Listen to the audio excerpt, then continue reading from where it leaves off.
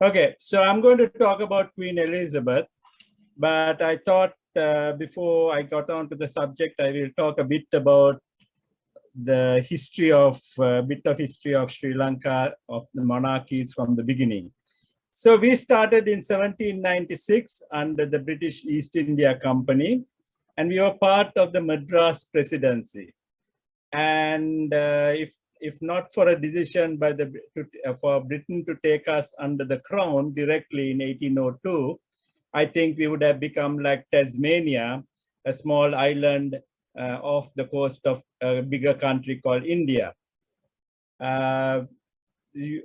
Britain took the whole country over in 1815. We got independence in 1948 and became a republic in 1972. In 1797, we had basically used Indian of British East India Company coins. And in 1802, the Britain decided that Ceylon should be taken directly under the crown. Now, why they did that is very interesting. I think reflected in this cartoon, which I got from the British Museum, dated 1803. It has a picture of, I don't recognize all these politicians of that era, but there was one looking through a telescope at the star of Ceylon rising on the horizon. And these guys are hoping to get power, titles, honors, rewards, government places, pensions, and wealth. So clearly England saw Ceylon as an asset for them in 1803, and the reason why they took Ceylon directly under their control.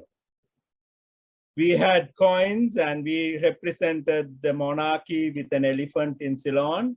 We didn't want to use his picture. Even this in 1808, we had an elephant, no monarchy. And the monarchy was not represented except on the currency note, it was shown as Britannia. Britannia, who rules the wave, a trident in one hand with the shield and an olive branch in the other hand. So which was basically saying that Britain came in war and peace to take over the colonies. In 1815, the whole country came under the British, and then they decided to put George III on the coins with the elephant still there on the reverse. George IV came in also with the elephant. Then in up to 1825, we used rix dollars. In 1825, we switched to using British currency. So by the time William came, it was the standard British half farthing coin with Britannia on one side. Victoria came in, quarter farthing. Quarter farthing was never issued in England. They thought it was too small, but they thought of issuing it for Ceylon because we were sort of a primitive country which needed smaller currency coins. 1850 came around, still Britannia on our currency notes, no king on it, king or queen on it. And only difference here was that the trident has been replaced with a spear. I have no idea why, but that's an interesting observation. The elephant also came back onto the picture. 1870, we had Queen Victoria, and she was Victoria Queen on our decimal currency, which came in 100 years before the British.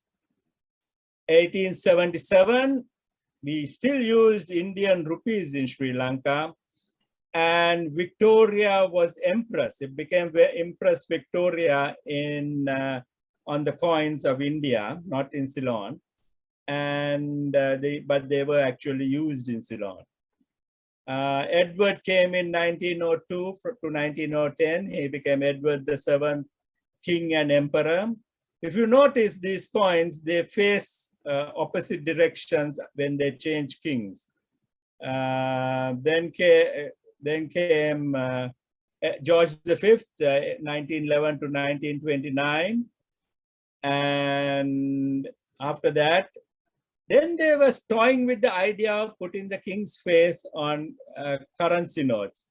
This note, which was an essay done in 1936 or 1935, around that time, it has a date of 1936. But unfortunately, the king died on the 20th of January 1936. George V died. And this note was never issued, nor was this other note, which was a ₹1 note, which is also an essay, which was dated even later, 30th July 1937. Those are all pseudo dates when they are drawing these dates with the projected date of issue. After that, there were no coins of Edward VIII, but there was this fantasy which was created with an elephant by somebody in 1954, just to have, for the collectors to have a coin with Edward VIII. George VI came around on our currency notes in February of 1941. Again, the elephant on the other side. He loved elephants. Okay, now to get to the topic of this lecture. Queen Victoria, Queen Elizabeth II, with the tiara on her head. This tiara was gifted to her grandmother, and she got it and inherited it and used it.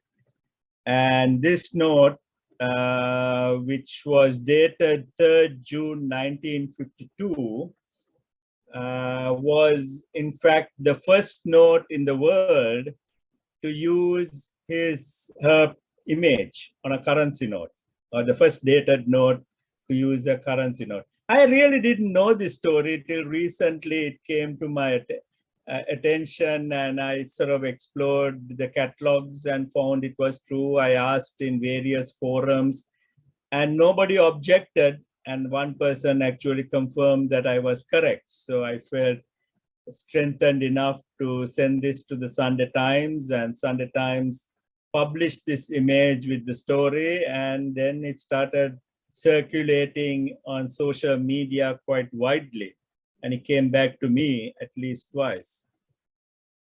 Now this note is very special. It is purple, and purple is the royal color for the monarchy, but unfortunately, it didn't seem to be a good color to have, because the then governor, A.J. Ranasinghe, sent a currency note with the servant to the shop, and apparently got only ₹2 of change. So he decided that purple was mistaken color in the dark, and he changed the note from purple to red, and all our ₹5 notes since 1954 have been red, primarily in color, till they disappeared in 1982. Then at that same series of notes, some of you may have been familiar. We had a ₹1 with I think the Queen's moonstone on the other side. We had the ₹2 with Madirigiriya on the other side. And we had the ₹10. Now the ₹10 was issued on the 1st of July 1953. I managed to work out that it was in fact the first note to have been issued after she was formally coronated on the 3rd of June 1953. So here we have the we have the first note to be issued after she became queen, and also the first note to be issued after she was coronated in 53.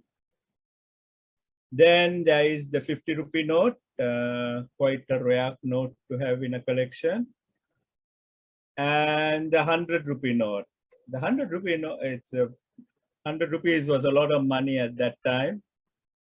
And all these notes were issued. There were 6 denominations from ₹1 to ₹100, each issued on 2 dates.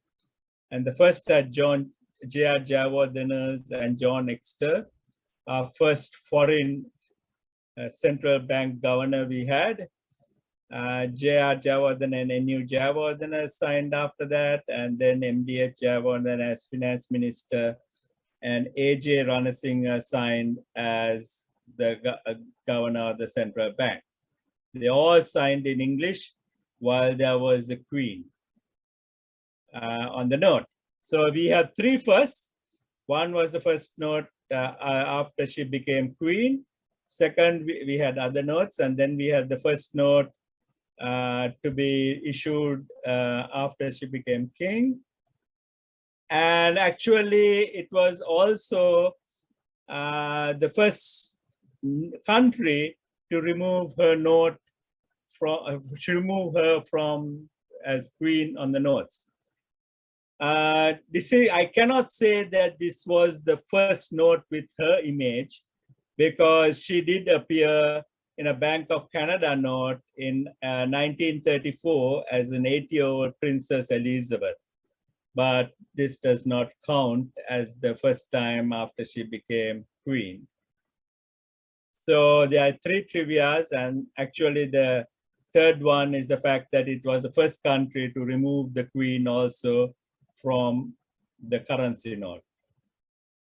There's another interesting bit of trivia. We only issued a 2-cent coin with her image. All other monarchs, we have issued the full series from 1 cent to 1 rupee, not 1 rupee, 50 cents at that time. But for Elizabeth, for some reason, we didn't want to issue anything more than a 2-cent coin. And this was issued in 1955 and 57. And to make matters worse, this 1945 5 cents was minted all the way up to 1962 in the Royal Mint with George VI, King and Emperor of India, when the monarchy was no longer the Emperor of India, and the George VI was long dead, because Ceylon did not want to use the Queen's image on her coins. And then we got our first coins only in 1963 with the coat of arms of Ceylon, or with Lanka written in the middle. Interestingly, the country name is Lanka here and not Sri Lanka, which is also a bit of trivia. Okay. Now, another interesting thing I found out, this is a drawing which has been done on the week after, on the 1956, April 19th, a week after S.W.R.D. Bandaranaike became Prime Minister of Ceylon and wanted to remove the Queen from the currency notes. So the order went out to them to design a currency note without the Queen. And 1 week after he became Prime Minister, and this is the sort of the line rough drawing that they did in April of 56 to design a note. They didn't even have a name for the central bank. In Sinhala, they called it Lanka Pradhana Bankur. And also interestingly is that they decided to use Tamil at the back of the note, a fair use of Tamil, which was what was proposed. And they didn't use this later, but they did use it in this design that they did of to change over. The changed notes were supposed to have either the lion flag, lion with the sword, or the armorial ensign of Ceylon. That was what was proposed. Finally, what was adopted in 1956 after the Sinhala-only Act, which was passed in 1956, July 7th, was this note, which had the armorial ensign replacing the Queen. And it was dated 1956, 7/30, which was a month, at the end of the month that they approved the thing. And all the English text had been removed and made into Sinhala. And the Sinhala, English text was sort of Sinhala text was changed to English as saying 1 rupee. There was no name of the bank or the country appearing in Tamil or English. It only appeared in 1969, 12 years later, when they suddenly realized that they should have a fair use of Tamil and English on the currency notes, and added the central bank of Ceylon in Tamil and English on the currency notes.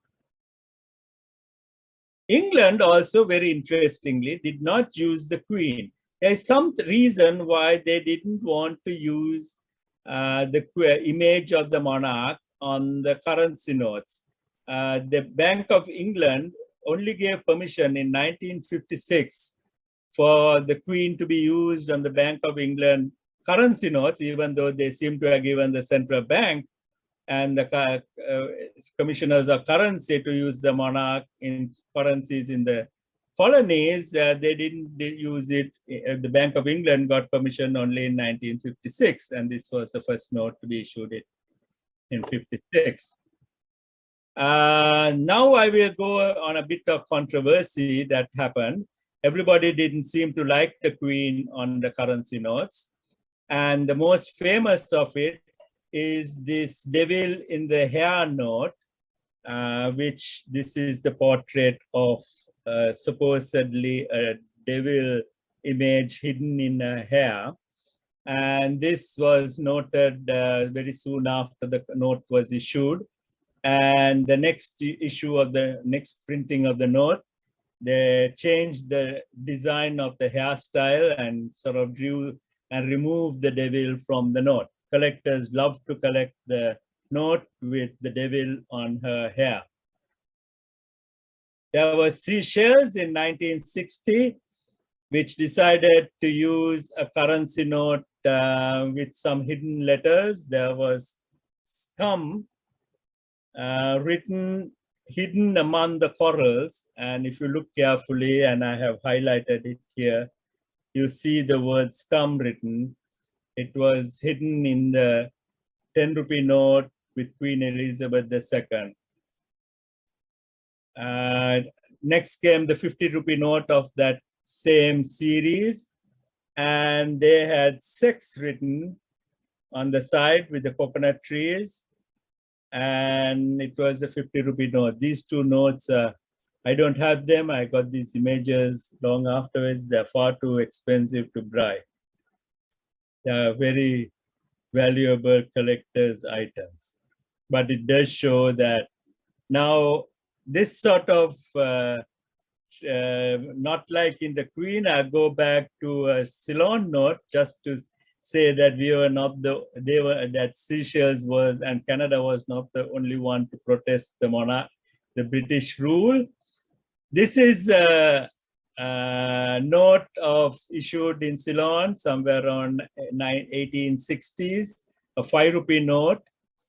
And it was issued by the Mercantile Bank, Chartered Mercantile Bank of India, London, and China, the Ceylon branch of it. And that, very interestingly, instead of writing Rupiah Panahai, which was what 5 rupees was, they wrote the Sinhala as Pakahai. Clearly, I thought that was and couldn't have been an accidental error. Anyway, it could have been accidental error, but it was the error was corrected in the next issue of 1872. And I would have taken this as an error, except for the fact that the 10-pound note of the same issue had a QEII written as Wakai Pai. Now that couldn't have been accidental. So I think that too was corrected soon after, but those other two notes were what was issued, and it became CII. So we have had, I think, in our currency notes also, and in world currency notes, certain protests against the monarchy. And that does story, interesting story. The Sinhala ones, I think, must have been some disgruntled employer have been asked to translate to Sinhala and having some fun against the British English management. So that is a quite an interesting story from the 19th century. Okay, that is the end of my thing. And these notes, all these images could be found on coins and notes of laktiva.org. And if anybody is interested, would find any more. Okay, that's my share. And I will stop with that. Thank you very much, Carmen, for that very interesting presentation, which is full of fun facts and trivia as well. I got a question, but I'll see whether anybody else has a question before me. Audience, you can just unmute yourself and ask the question or raise the hand, whichever way. Okay, if not, I'll ask my question, Carmen. I picked up from your talk that the queens always face, in coins and notes, queens always face opposite left. Sorry, no, right. It changes, it flips from left to right. Left to right, yeah.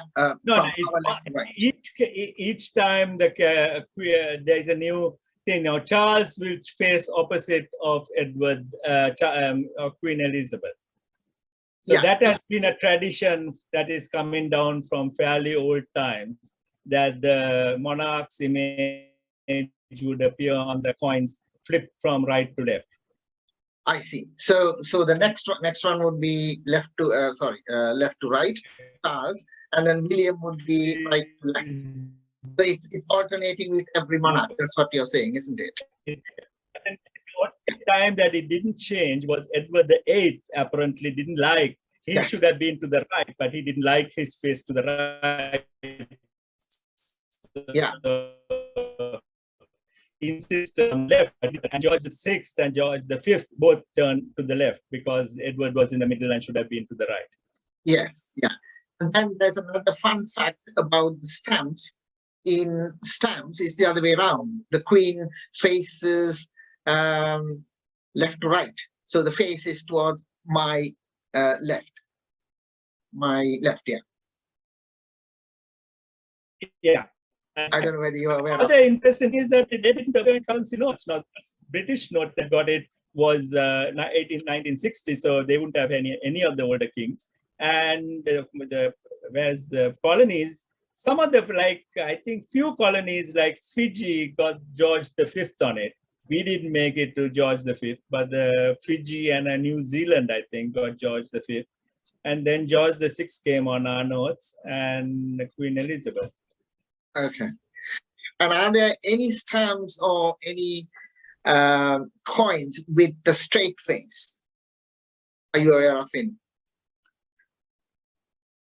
And is there any reason why? One rupee note of George VI that came straight face. George VI came with a straight face in our currency notes, even though he came to the side in the other notes. No, on the coin, left and right, but on the currency notes, he came facing forwards. Right.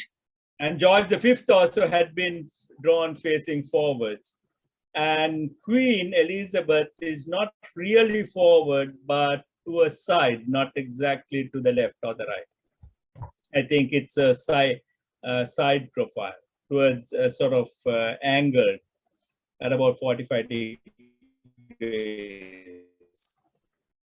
Right. And that is, I think even the Queen's profile in all the British notes are also angled at about 45 degrees, right? Yeah, there was a fun trivia fact I found on the internet. It says that the queens usually love to read what's written on your postcards, so therefore the head is turned to the left-hand side of you, because always the stamp is going on the right-hand top corner. That's just, I think, made up story. But Don, do you have any comments, or do you know anything about this unofficial? Yes, I mean, Stamps also, I think, flipped. I'm not 100% sure. I'm not all that expert on stamps, but I actually probably should have added the stamps onto this talk and made stamps as well. But stamps did appear all the way from Queen Victoria, which were the first stamps to issue, all the way has used the stamps. Why they didn't use the monarchy on currency notes is a mystery. I mean, after all, they used them on stamps, so it was not that they didn't like paper. And why they didn't use, and why the royal, why they didn't give permission for the Bank of England all the way up to 1956 to use the Queen's portrait on currency notes. I have never found, I have asked this question and never got an answer. I hope I will find that answer sometime. I see two hands. Let's start from Sati. Sati, please show your face as well when you are asking the question.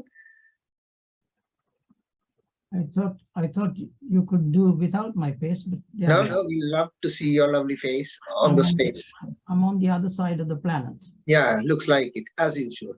Right. Yes, it's another trivia, but I just sort of pointing out, since mistakes were pointed out on the currency notes, Kawan, one of the notes that you showed, I think it was a 10 rupee note, Right.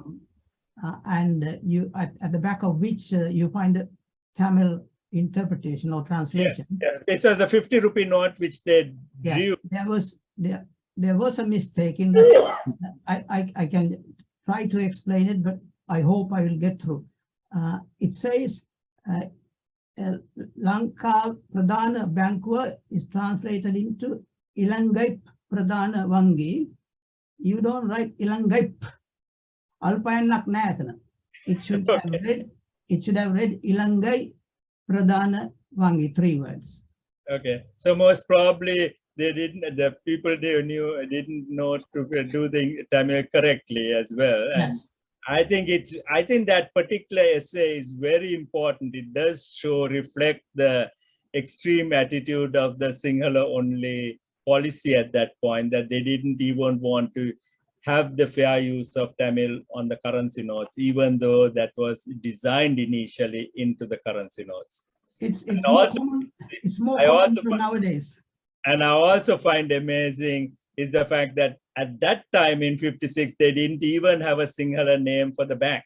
Right? They were trying to guess what name to use. And so the Sri Lanka Mahabankua name originates only in 1956 and not before 1956.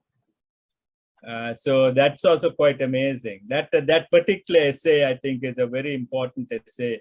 Unfortunately, I only found it out about a year ago. And I thought that is a very important one. Thank you. Okay, Prasanna, could you please put on your video as well when you ask the question?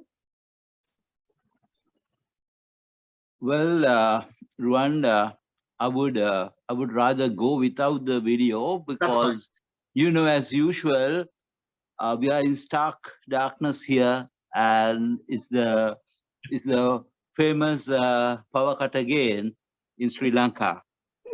So sorry, there isn't much to show of myself. Anyway, Carbon, from you, we learned that in 1956, Queen's face or portrait was removed from the note, which means 8 years after gaining independence. How had it been, you know, in other former colonial countries? We were the first to take her out. Some other countries, I have not done a complete essay, but some other countries started removing the Queen in the 1960s. And then you find it going through. Canada only has it on one denomination, which is the $20. Australia has it only on the lowest denomination, which is the $5. And I think they will continue that way. I can maybe see, it will be very interesting to see how many countries decide to drop it entirely after Charles comes in, because it's a major change. And they may decide. There is about 14 countries, I'm told, which still use the Queen on their currency notes, and it will be interesting to know how many of that 14 will drop it. And some like Australia and Canada have partially dropped it. And it will be interesting. But I looked at the notes when I was checking to confirm the fact that we were the first country to drop it. And I noticed that most of the countries, some of the countries were dropping it in the 1960s, but some have continued it right through. Common, does it mean that even India had been continuing with? No. India dropped it in 1948. I mean, they became a republic in 1948, so they never used Queen Victoria. Okay. Right. They became a republic. We became a republic only in 1972. But before we became a republic, we dropped it from our currency. Mahendra. Okay. Karvan, when the King Charles's face appears eventually, will he be facing to the left then? Yes. Right. Opposite to the Queen. Okay. And there are floating around the WhatsApp model sort of illustrations of what he might look like on coins. Right. Okay. But it will be the first time that a king appears on a British currency note. Right. It's an unwritten tradition, apparently. Any more questions? In the absence of any more questions, thank you very much, Carmen, and we'll. Okay, thank you. Thank you very much, and we'll go to the second session. So let me introduce John, who is here. John Porter, PhD. So therefore, Dr. John Porter is a very good friend of mine. Let me read a short biography. John is presently an independent consultant specializing in teaching and business and technology, English language and international culture to professionals in preparation for their secondment to predominantly, but not exclusively, the UK. In addition, he teaches communication skills at the University of Vocational Technology in Sri Lanka and language schools in Cambridge. Prior to this, he spent 40 years implementing leading-edge technologies worldwide as an engineer, project manager, and enterprise architect. His first major project was deploying literally one of the world's first real-time banking networks, and his last was deploying an artificial intelligence system, deploying machine learning to replace a department of experts in a major advanced UK manufacturer. And John's partner is here, and she's from Sri Lanka. She's Kumari Edrisinghe. So John was getting a little bit twitchy about pronouncing Sri Lankan names. I said, don't worry, John. Even I sometimes mispronounce some of these names, especially if it is written in English. But he has recruited Kumari to help him with the Sinhalese pronunciation. Now, just one last thing. I think November, John is going to talk about an entirely different subject. So I shall give you further introduction of John at that point. So therefore, let me hand over to John. John Porter. Okay, thank you very much, Sean. Thank you for that. So yes, thank you very much for that, Rowan, and Carven for that excellent speech, talk. That was fascinating. As someone who does quite a lot of traveling, I find it really interesting to see how countries make the change from English as the state language to a local language, We've seen obviously the issues in India. I've seen the issues in Sri Lanka. And compared to those, naturally speaking, English members of the Commonwealth, which were when they became republics or left the empire. Also interesting to talk about, as you say, the role of Charles and what will actually happen when Charles is actually on our stamps and on our banknotes and portraits. You remember the old days where it was so important to have a picture of the monarchy in every embassy, in every post office? We seem to have gone through a lot of different changes since then. But today, I am going to be talking about something a little bit sadder, unfortunately. I've been asked to talk about the Queen and the royal family, the present royal family, and their connection with Sri Lanka. But first, I'd like to say good afternoon to the members and guests of the Sri Lankan Literacy Society. I am seeing a lot of very friendly faces, people who I've met over the years, so a special welcome to them. My talk will be obviously a lot less formal as we remember the Queen. And as we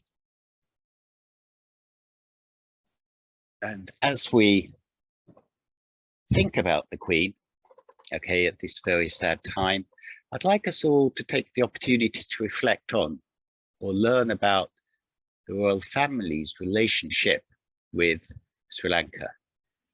Both countries have been through tremendous changes over these periods, and it would not be a false statement to say that we are still continuously changing in parallel paths, more I agree nowadays, rather than integrated paths.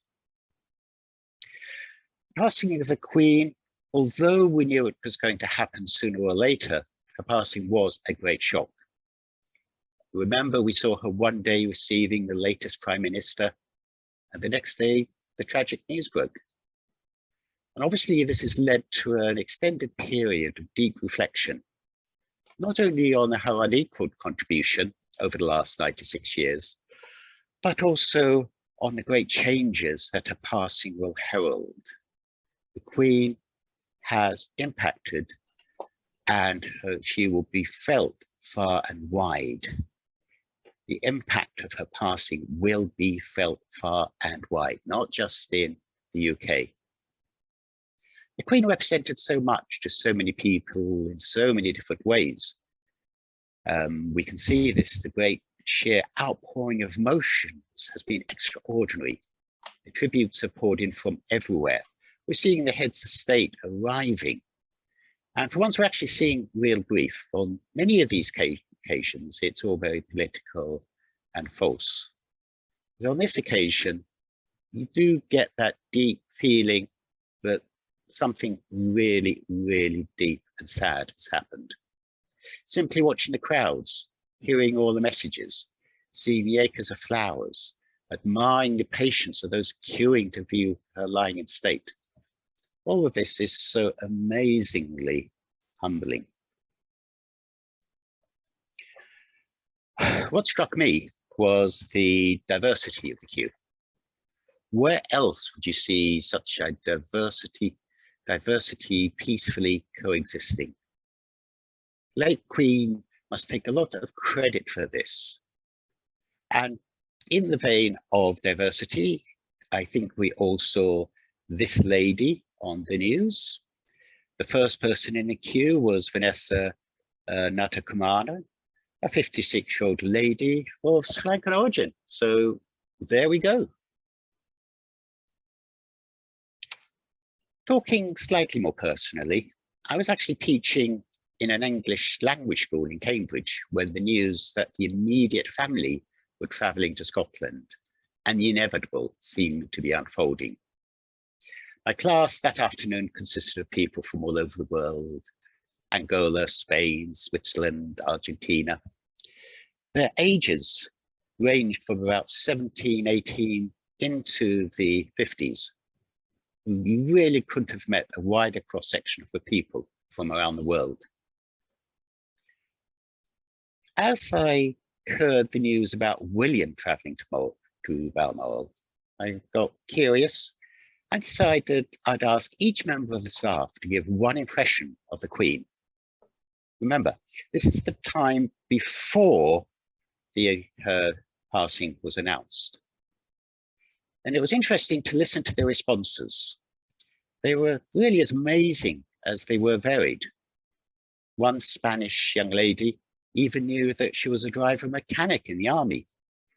And 2 or 3 made mention of the fact that she was a wonderful role model for females worldwide. But everyone talked about her. My diplomatic friend in the class was really speaking very sincerely about his admiration for her amazing political neutrality in this social media dominated world. They all agreed on her continuing ability to change with the times and technology. There wasn't one bad comment. I was really surprised. No one simply responded by saying, I agree with the last person. Everybody, and I repeat, everybody had something to say.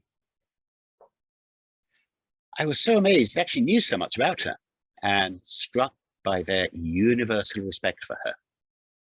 The next day, after her passing was announced, I repeated the exercise, but got very similar responses, which again surprised me, except now, obviously, with all the mass media attention, they were a little bit more concrete and detailed, but in essence, the messages were all the same. And this was coming from non-UK subjects who would not have been brought up with her or seen her like we have continuously over the years. In the same manner, I'd like to invite some of us to share our most abiding memories or impressions of Her Majesty. Please just give 1 or 2 sentences describing your feelings or memory or an impression which you have of her. And I'd like to start with you, please, Rowan. Can you please give us 1 or 2 sentences? Yeah, when people talk, can you please put on your face, if possible, so that everybody know who you are? So starting with my own contribution, I consider the Queen as the glue which held together a deteriorating or fragmenting empire. And even now, it's to my amazement that all the countries which she ruled over, although there are republics now, all of them have such a respect for the Queen. And I doubt whether Charles would be able to garner that respect from all those countries. Thank you, Rowan. I'll be coming back to the concept of declining empire and rising Commonwealth shortly. Ajanta, please, could you please give us 2 or 3 sentences, please, Ajanta? And if you could turn on your screen as well, please, so we can see you. Yeah, hi. Well, my impression, I'm not a dedicated royalist, but I have lived with people who are dedicated royalists, and their views were slightly skeptical to me. But over the years, I have learned to respect the institution that she represented and how she handled that institution so wonderfully, with dignity, with courage, and with great sense of responsibility. So my affinity for her grew over the years. I'll pass you on to my. Thank you.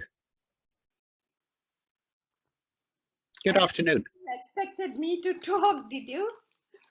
Yeah, give her a chance as well, Ajanta's wife, Rasika. Come on, Rasika. Well, I think the Queen was an exceptional human being who was not born to rule, but she accepted her responsibility with dignity and humility and did her best for so many years. And she's example that all human beings, not only females, need to take, because she was the greatest diplomat the world ever had, I think, in bringing unity and harmony, and delivered with grace and dignity. Thank you. Thank you. Thank you both for your contribution. That was very interesting, and it reflects a lot of what I have heard from other people. So good afternoon, Kusal. Good afternoon, Kusal. If you could turn on your screen, please, and give us a few words, if you can, please. Kusal? No screen at the moment, I'm afraid. I'll have to use the other PC. No problem. Please just give us some words then, please. I think the Queen represented the essence of Britain. When we look from outside, describe a traditional English gentleman or a British lady, she represented or embodied what we class as a classy English lady. She was actually the beacon of hope for this society in this day and age. And I think the respect you see is for her rather than the monarchy itself. So that is a tremendous quality she has been able to perpetuate throughout this time. Yes, thank you, Kusal. I think most of us would agree with that. And obviously, the monarchy is a person as well. And we're all waiting to see what will happen when the actual person sitting in that role changes. I fully agree. I fully agree. So, Sati, good afternoon, Sati. Please, could you give me some impressions as well, please, Sati? Thank you, John. Might I defer it for a later minute, because I'm going to make a remark at the end of your presentation. Excellent. Thank you, Sati. And that will form part of the answer. Excellent. Thank you, Sati. Thank you, Sati. Thanks. Thank you. So with those contributions, I will continue. Thank you very much, everyone, for your contribution there. As you can see, we all speak highly about the lady, but I think that as we talk about the role and the person, there is a difference. And I'm hoping by looking through how they've acted in the past and how we've seen the successor Charles acting in the past, we'll be able to draw some conclusions about what we can expect in the future. So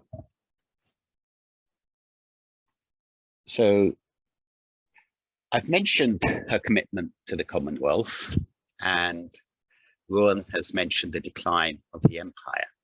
I tend to not to think so much the decline of the empire as that was inevitable. It had been planned since the 1920s, as I teach on many occasions, so that was inevitable. What was not inevitable was the formation of the Commonwealth. We only know about the existence of the Commonwealth being replacing the empire from the 1920s, and that will be part of a future talk, I hope, which will allow me to give. But the Commonwealth is a greatly underestimated institution, which is not actually known outside the Commonwealth itself. It's very difficult to find anyone who's even heard of it, or at least understands what it's for. However, everyone in the Commonwealth is very familiar with it. It has given the voice to small nations onto the world stage like no other media has, no other organization has. And the Queen did a lot in its formation to give it authority, to give it some kind of meaning. She traveled extensively to cement this fledgling organization. And to that, she traveled in so many different countries. And in every country I go to, people seem to remember her actually being there. Okay, not so much the younger generation, but the younger generation, as we've all found out, turn into the older generation, and they change, or usually change. But going back to the Queen, as you know better than I do, she was the first reigning UK monarch to visit Sri Lanka, well, obviously Ceylon at the time. And it's easy to say that traveling was easier for her, but I believe it reflects the changes both in attitude, society, technology, which she had embraced and exploited. In 1954, when she first came here, obviously Sri Lanka was in major political upheaval. And one of the major reasons she came was the opening of the second Parliament. Okay, and that was the official reason for her being here. But I prefer just to think about other things about her journey first. On that journey, she was obviously accompanied by her dedicated husband, Prince Philip, a man very familiar with this country, having spent a considerable time here stationed as a young naval officer. After the first session of this opening of the first session of the second Parliament, for the rest of her 10-day tour, she really visited a large part of the island. And it struck me when I was doing research for this talk, she went to almost the same place as I did when I first went there all those years ago. She took the train ride in Kandy, she watched the elephants bathing, she went to visit Anuradhapura, she went to Polonnaruwa to experience all those unbelievable relics of ancient civilizations, which really not that well known outside Sri Lanka.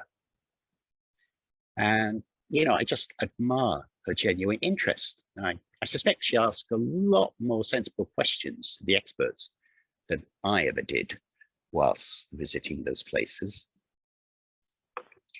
And similarly, her visit to Norelia to enjoy the cooler environment and the horses. I can't help but think she must have enjoyed it just as much as I did. And I suspect she spent as long on that horse track as I did. However, unlike her, I didn't plant a tree, which, as many of you are aware, got stolen that night, requiring local dignitaries to plant another one to save royal embarrassment. However, you can still see the tree planted by Prince Philip in Victoria Park. That has not been stolen, as you can see by the picture on our slide. Also, you can feel a bit of her physical presence from that period by looking at the cars, which you can find at the Gall Face Hotel. It's not that physical, so many physical reminders of the time.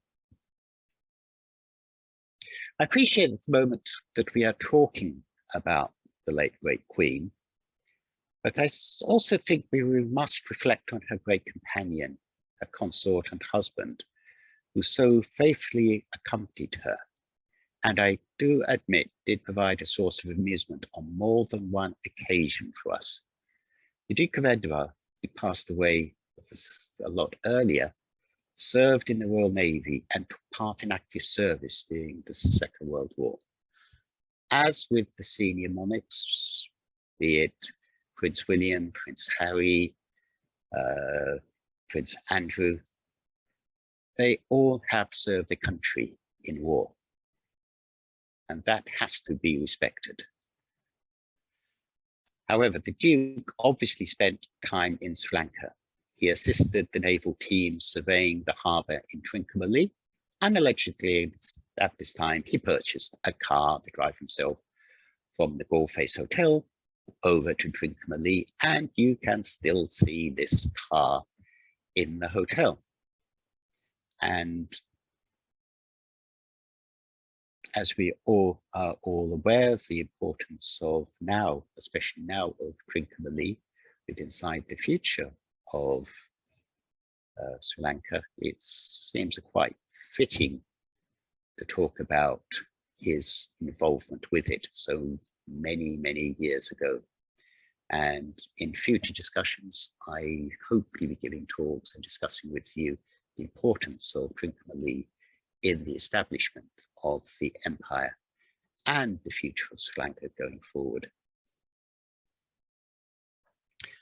However, returning to the 1954 visit, what is not in doubt, as many are aware that the authenticity of the car is in doubt, is his amusing comment, which is recorded on the plaque outside the old Senate building. The case commemorates his opening of the new university at the time, or transformation of the university, which is now the University of Peradeniya. I have actually obviously been to the university to make sure the plaque is actually there, because it is so famous. The last words on the plaque, as most of you are aware, are more open than usual. The explanation of this strange comment, again, is very personal. The university had been open for several years previously in several disguises, but seemed to be waiting a royal opening. And he remarked this was drawing parallels to bombed out shops in London from the Second World War, which kept being officially reopened, but continued to trade in the meantime. I expect most of you have actually seen this plaque. And before we return to the Queen, I'd like to just raise one other interesting point about the Duke. I'm often reminded when I'm in Sri Lanka from my younger colleagues about his other abiding legacy. And this is not just in Sri Lanka, this is all over the Commonwealth. The Duke of Edinburgh Awards. Both Kamari and my children as well have taken part in the Duke of Edinburgh Awards. These have been a huge impact for many young people, enhancing their personal development. And here we see a photograph of some recent recipients in Colombo. Although it was another 28 years before her next visits to Sri Lanka, she did maintain a lot of continuing interest in the country. And again, in 1981, she reappeared in Sri Lanka 28 years later. This visit was slightly shorter, but still very significant. Officially, it was to mark the celebrations of the 50 years of universal adult franchise in Sri Lanka. However, again, she made many trips, which I have also undertaken. She witnessed the construction of Victoria Dam, the largest hydroelectric project, which I visited for the first time 64 years later. 64 years later. This gives an indication of just how long this lady has been around. And also, she explored the exquisite and historically important Royal Botanical Gardens of Peradeniya. Even with my students who I teach in Sri Lanka, many of them do not understand the importance and relevance of such important gardens. Although she never again visits Sri Lanka, there were many continuing links. Sri Lanka has been actively contributing to the Queen's Commonwealth Canopy, a network of forest conservation programs with the restoration of Trincomalee forest land. This project aims to enhance forest cover in Sri Lanka according to the National Forestry Policy and enrich the ecosystem by restoring the degraded forest. So even though she hasn't been visited there for a while, you can actually see the links back to her there. However, as we stand back from all this emotion, we begin to realize how exceptional she was and how she played this extraordinary role of being a constitutional monarch. This is someone who has all the power and at the same time has none. When I teach cultural studies, it's very difficult to get over this concept. For example, the armed forces swear allegiance to the monarch, not the country. The government needs approval for all legislation from her before it becomes law. In fact, prime ministers and governments are only formed at her request, and she appoints all senior judges and clergy. At the face of it, this looks she has all the power in the country, in the constitution. But as you all are aware, all of it is a facade. So legally and constitutionally, she has this power, but she doesn't actually use it. And the way that this balance is maintained is a great credit to her diplomacy. As I travel, I see many ex-colonial countries and have done much work with them and in them. And I have seen many new government structures. Many see how easy she makes this look, this kind of constitution look. They can appreciate the sense of stability and continuity it can deliver. However, without the actual Queen's personality, they don't seem quite to pull it off, often with disastrous consequences. She has demonstrated that she is the ultimate non-political diplomat and politician. And even today, we heard these statements. From my classes, this was the most common observation. She performs an exquisite array of roles. She's the figurehead of the country, going around the world and attracting new opportunities, usually without controversy. She proves a beacon of stability in our troubled times, and she provides continuity like no other entity. We really have to take our hats off to her. She was simply amazing, and we are going to miss her. At this time, while thinking of Sri Lanka, we must all remember, like his father, King Charles III, has already visited Sri Lanka. In total, he has been there 3 times already. His first was way back in 1998 as the chief guest to mark the 50 Independence Day celebrations. For those not familiar with this trip, it may give an insight into our new king. As we are also sadly aware, at that time, Sri Lanka was mired in the bitter civil war. This meant this was to be a very, very risky operation for a head of state. There were explosions, suicide attacks, just rife. However, Prince Charles did not flinch from going.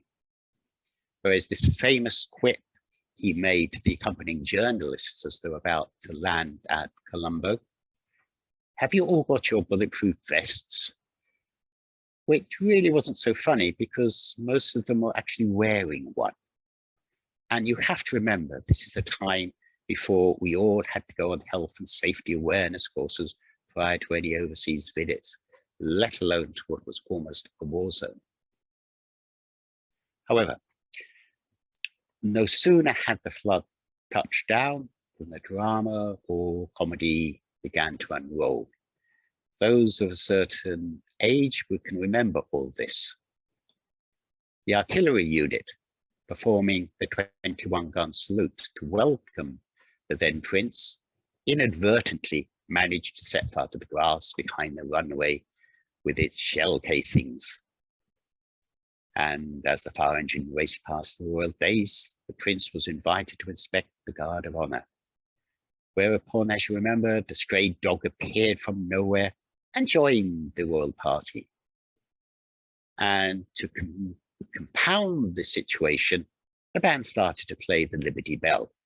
For those of a certain age, they will remember this as the theme tune to the Monty Python comedy show. So a rather inauspicious start to his visit. His first engagement was originally supposed to have been a visit to the Temple of the Tooth in Kandy, but terrorists had blown up part of it earlier in the week. So instead, he was taken to a Courtaulds factory producing men's underwear for Marks and Spencer's. I think we're all familiar with Marks and Spencer's. During his best to keep the mood upbeat, the prince made a speech thanking the workforce for providing hidden support to substantial parts of the UK population. Here, you can obviously see the humour which he inherited from his father. His respect, tolerance, humour, bravery, and flexibility shone out. These kinds of immersive experiences have been invaluable for him as we, as a country and as a Commonwealth, continue to be a more multicultural and inclusive society. His next visit wasn't until 2005, which was equally moving. His visit was to view the areas affected by the 2004 Boxing Day tsunami. Other world leaders such as Bush and Clinton refused to go to certain areas. Not only did the Prince Charles then go to the east, he ignored the advice, which was from everyone, which was to stay in Gaul, which was safe. He ignored that advice and traveled to the east with the quote, to show the people in the Tamil-dominated East that they haven't been forgotten. And this shows a great political awareness for that time. As you have to remember, only a few months earlier, a prominent Tamil leader in the nearby Batticaloa had just been killed. This was, so we do have to respect his attitude. You have to respect his dedication to duty. But also, I have to admit at this time, his popularity was waning a little at home. So this was also a publicity event. However, he did take some very serious decisions when he was here. He could have taken a simple and easy path, but he didn't. His last visit, which was in 2013, was with then the Duchess of Cornwall, which was to the Commonwealth Heads of Government meeting. And on this occasion, he did get to the Buddha's tooth relic in Kandy, and he showed all the respect for local cultures, like he always did. In addition to these official duties, our new king will open a new chapter for all of us. Who doesn't remember the young prince continually spouting on about saving the planet and growing food organically? And the question you have to ask is, How many of us felt like him at that time? And then, how many of us feel like that now? Not only has he spoken, but he's always backed up these words with action.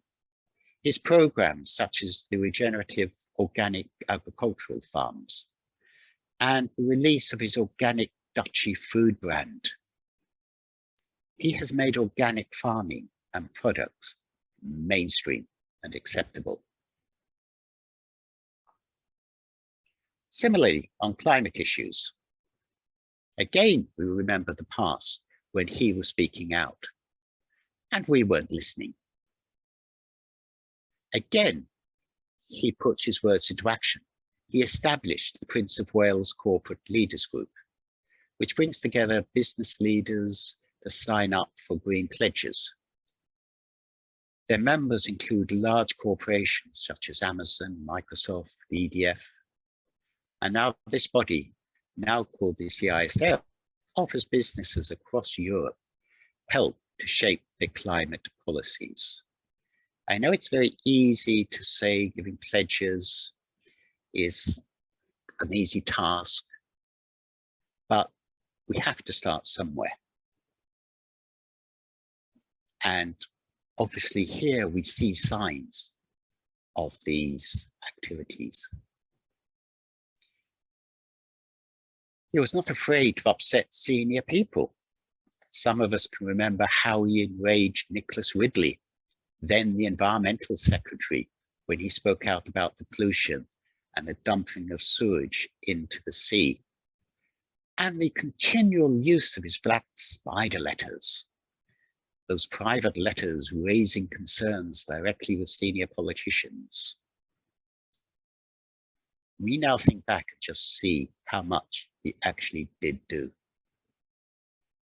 Similarly, he may better represent the multicultural landscape he now rules over and manage the impending avalanche of changes in the UK Constitution, the Commonwealth, and the monarchy itself.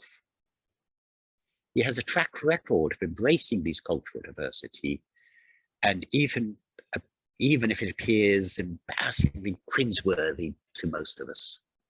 And as just we heard in the last speech, there are going to be a lot of changes. And we believe that he may be the right person to help guide us through a lot of these changes.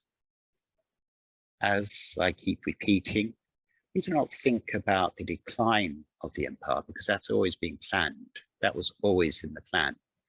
What was not so much in the plan was the creation of the Commonwealth and the way the Commonwealth will move forward, and the continuing number of countries who wish to join it.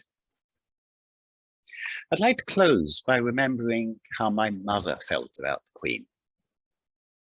Like so many of her generation, she lived through the conflict of the Second World War.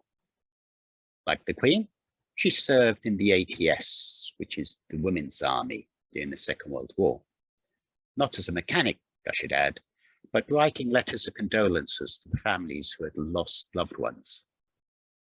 However, together they had to adapt to the many changes in their daily lives and those in the world, some good, some bad. Although after the war they did not meet, my mother always felt they shared similar values, which more than just respect. It was more like a family member with you in an ever-changing world. She could truly appreciate this wasn't someone living in a wonderfully extravagant life at our expense, but someone who had made a great personal sacrifice on behalf of all of us. And with that, I'd like to hand back to Rowan, and if there are any questions or comments or any would like to make, please. Over to you, Rowan. Right. So let me open the audience to any questions. If not, we have two people who I have invited to share their personal experience. One is Sati and the other one is Divaidi. So are there any burning questions? for John at this stage? If not, may I invite Sati to share his few PowerPoint presentations and talk about the Queen. Probably this is in response to John's initial question, the audience. Sati. Thank you, Ruan, and thank you, John, for your very enlightening and an interesting presentation. May I also tender my apology for not responding to your call immediately, because I thought my answer would have been rather long and it would have been intrusive into your talk. So once again, please accept my apologies. No problem. Ruan, now I'm going to share a couple of slides and also perhaps change the title you attached to me in calling it my feelings rather than my personal experiences, because I have never met Her Majesty. I have met the Prince once, but I forgot to take a photograph. So I can't prove it because you seek evidence. No proof, no evidence, I won't take it. So now I mentioned the word feelings, essentially reflecting on recent developments around Her Majesty's funeral. I felt that some aspects have been sidelined, not intentionally, but sidelined, with more attention being made towards the ceremonies and the pageantry. I also feel that for those of us, particularly from a country like Sri Lanka, what I'm going to refer to as the missed items are perhaps more relevant against the background of politics of peace and reconciliation. Now, this slide that you can see, most of you will know what it's all about. This was the time when Her Majesty went over to Dublin to the Garden of Remembrance and laid a wreath at the monument of the Irish fighters, which he did in May 2011. I'll move on to the next slide. This again would have attracted a lot of people, not only in the UK, but all around the world. In 2012, she went over to Belfast, making that historic handshake with Martin McGuinness, the ex-terrorist turned politician. This she did despite the fact that her second cousin, Lord Mountbatten, was blown up by the very IRA that Martin McGuinness belonged to. Can we think of one of our own doing this? I don't think so. I think John Porter did refer to the Queen being exceptional and a beacon of light. I think those words are very fitting to this lady. I think she was a symbol of humanity, and she is probably one of the, if not the only, monarch of recent times, particularly in peacetime, to have gone to this extent of leaving tradition, etiquette, and more importantly, the pride. I think she must have done this because she was guided by her conscience and a deeply held religious faith, which many historians have alluded to. some of you might feel that after all, she was a constitutional and symbolic monarch who would have had to do these things anyway. But I challenge that view. I don't think she needed to do that, even at the instruction of the government, because as a constitutional monarch, she need not do anything against her convictions. But in doing these two acts, I think she has stood very tall. And then, of course, she was a woman who had a lot of problems within the family. Being the matriarch, she had to manage the home affairs, as it were. Not an easy task. When Princess Diana died, she was accused of going into hiding to Balmoral with the children. But seldom did anyone talk about the reasons why she did it.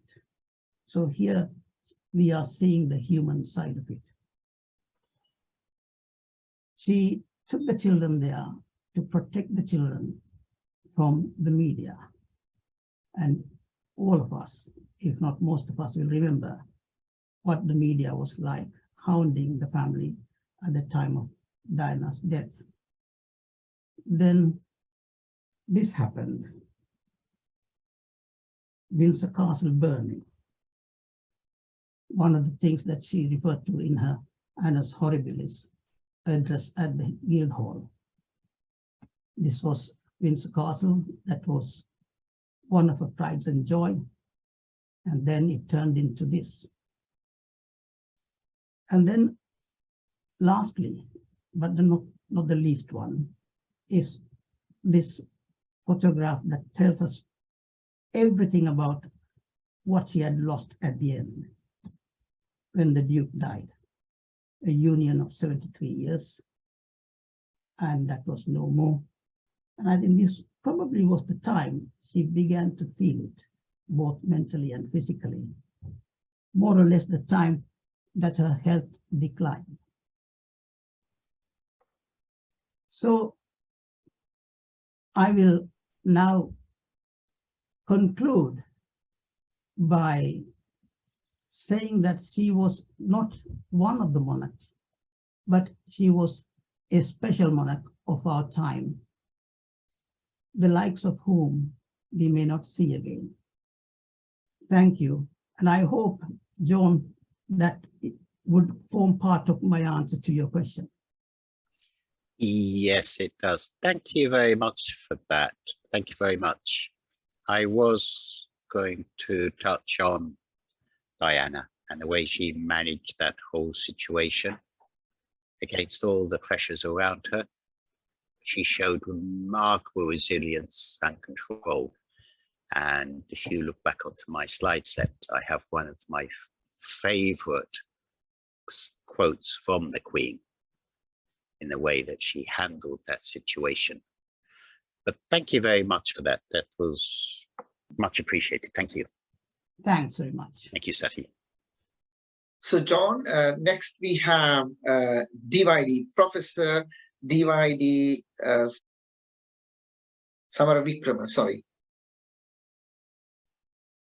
Thank you, Ruwan, for inviting me to say a few words. I am honored and humbled by your invitation. I belong to a certain age group, as John mentioned. So my memory goes back a long, long way. And my first knowledge of Her Majesty was in 1952, because at that time, Commonwealth launched a development program called Colombo Plan to help the less developed countries of the Commonwealth. And there was to be an exhibition called Colombo Plan Exhibition at the launch of this program. And Her Majesty, Princess Elizabeth at the time, was due to visit and open the exhibition. And And I recall our immense disappointment when we were told she won't be coming. Why? Because her father has died. King George VI has died. So we were disappointed, but then in 1954, during her tour of the Commonwealth countries, she visited Sri Lanka. And I remember seeing her because she spent a few days in Sri Lanka, going to Kandy, Colombo, and other places, having various award ceremonies, military parades, and the like.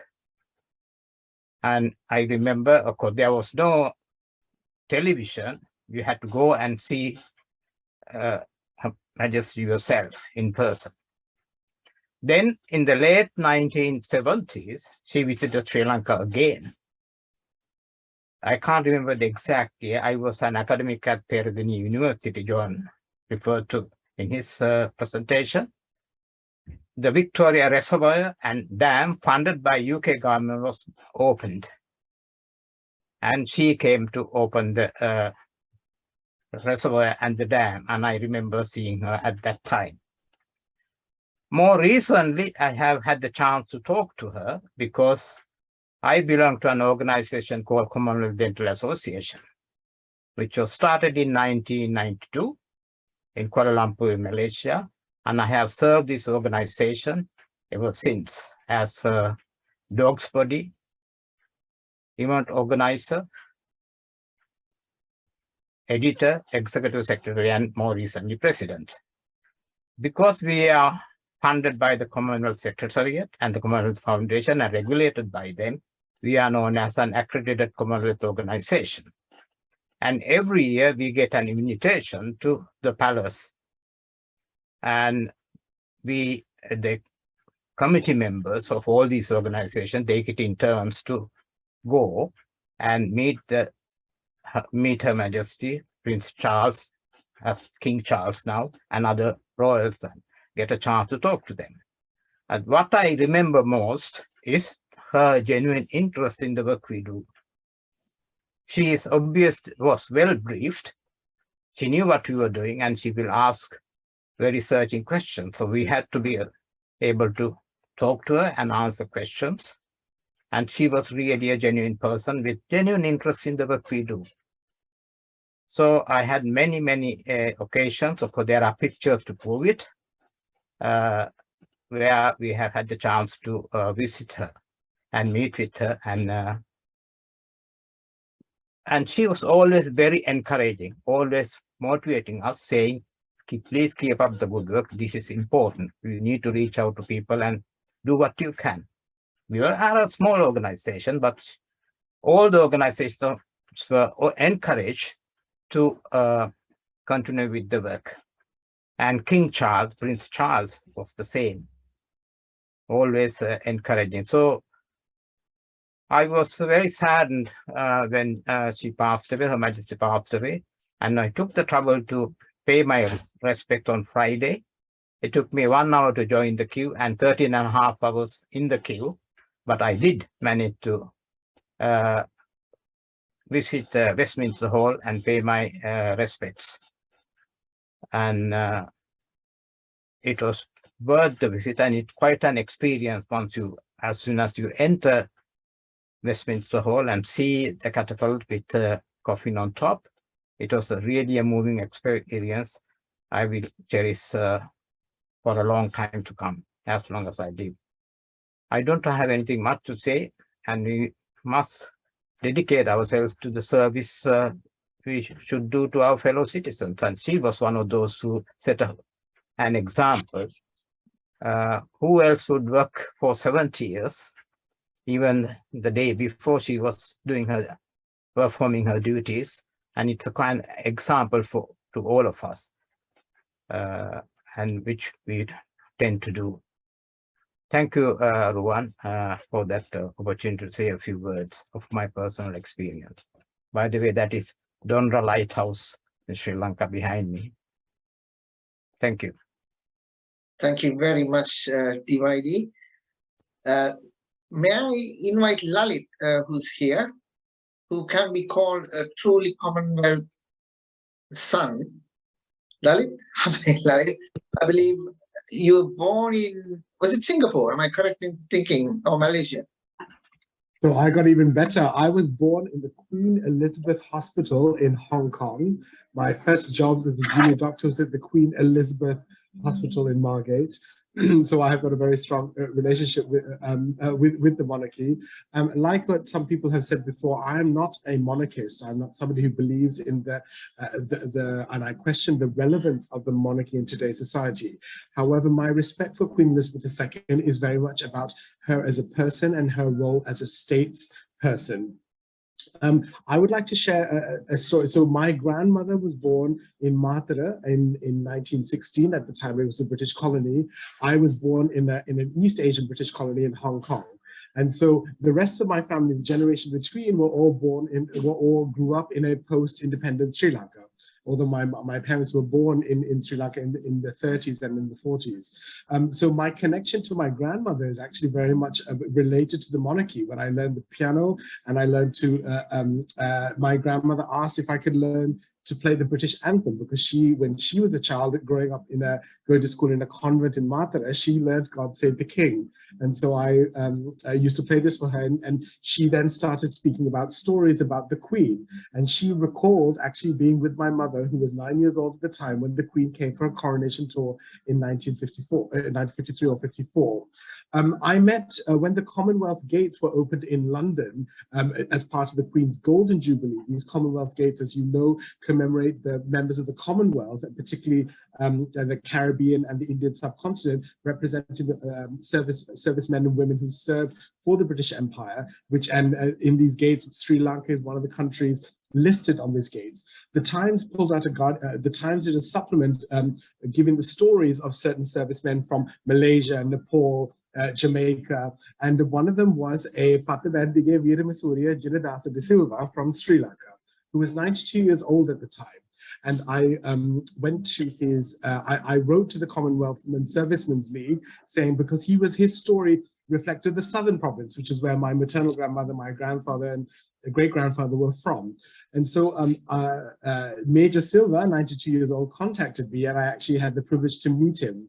Now, this gentleman was served with the British during the war, and funny enough, we made a connection that he went to Mahinda College Gaul and was actually at school with my great uncles, who were the brothers of my maternal grandmother. And he knew my great grandfather, which is another amazing feat. But he shared this. So after the war, he was posted to Queen's House in Colombo, where he met all the foreign dignitaries that came to Sri Lanka, including the Gandhis and Zhou Enlai from Taiwan and all these people, but including Queen Elizabeth II when she arrived for her coronation tour.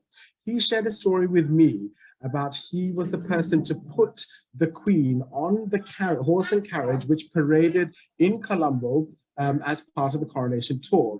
My grandmother spoke about, and my mother remembered queuing for hours to stand in along Baldface Green to see the Queen in her coronation regalia. After the Queen had finished her rounds, Major Silva took the Queen off the carriage, and he'd asked, "Mom, how was it for you?" And the Queen Elizabeth II replied, "If it wasn't for my royal duty, I would have hurled off this cloak and thrown it into the sea." And he said, "Mom, why do you say this?" And the coronation gown, as you notice, she wears a very simple white dress, which is quite elaborate at the bottom, but quite sleeveless at the top. The coronation cloak is metal plated. And so the young Queen had worn this crown, held her orb and scepter, and had this coronation cloak on her, baking in the Colombo sun.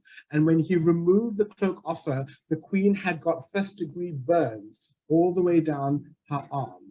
And he said, "Why did you take this cloak off, Mom?" And she said, "The people of Sri Lanka, of Ceylon, have come to see me in my coronation regalia.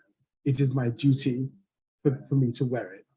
And so in terms of thinking about not the monarchy, but of Queen Elizabeth II as a person, committed to her duty as the young Queen, Major Silva shared this story with me, which gave me a whole new level of respect for the woman and the institution that she represented, her role as a stateswoman, and her integrity in making sure that she delivered the role that she was set out to do.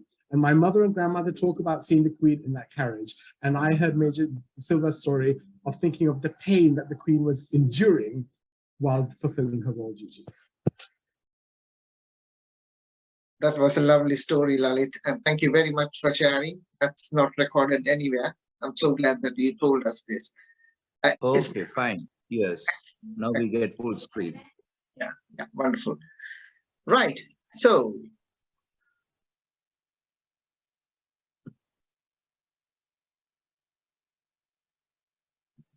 the timeline. Queen Elizabeth, or Elizabeth, was born on the 21st of April in 1926, and his parents were Prince Albert, Prince of York, and his wife Elizabeth, Princess of York. Now, at her birth, she wasn't supposed to be the king. In current terms, it's like she was like Harry's child. So there wasn't any expectations that she would one day become the Queen of England, because George V had two sons. The eldest son, Edward, was supposed to be the heir to the throne. And as we already know, on the 20th of January 1936, King George V died, and his eldest son was enthroned as King Edward VIII. King George V, his eldest son, became the king on the 20th of January 1936, quite unexpectedly. And I can't exactly give you the quotation because I don't have it in the screen now. But King George V did not have any expectation that Edward would be the king, because in fact, before his death, he has told that that within 1 year, if he ever becomes the king, within 1 year, he will cause a lot of chaos, which he did ultimately. And also he quoted again that I wish there would not be any bar between Bertie and his daughter Lilibet and the throne. So basically, King George V was not very happy with Edward, who was having so many sexual affairs, and the last of which was with a divorced woman, once divorced and undergoing divorce at that point, called Wallis Simpson, as we all know, and he wasn't very happy about it.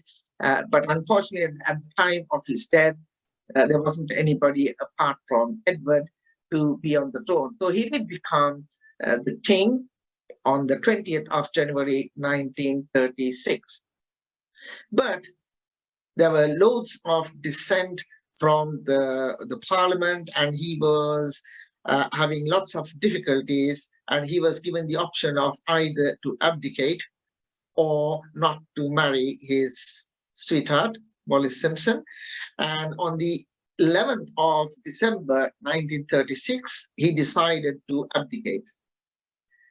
And as per tradition, as we all know now, as soon as one king abdicates or dies, the next person in line will become the king. Therefore, his younger brother became the king after that, and he's King George VI, and that is how Elizabeth became the heir presumptive.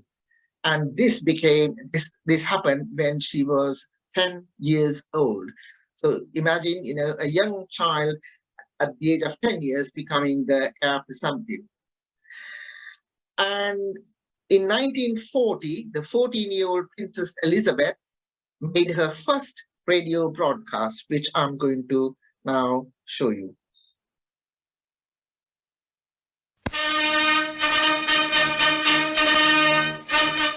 Delightful to all who heard her was Princess Elizabeth's first broadcast addressed to children who have gone overseas. All of us children who are still at home think continually of our friends and relations who have gone overseas, who have traveled thousands of miles to find a wartime home and a kindly welcome in Canada, Australia, New Zealand, South Africa, and the United States of America. My sister and I feel we know quite a lot about these countries.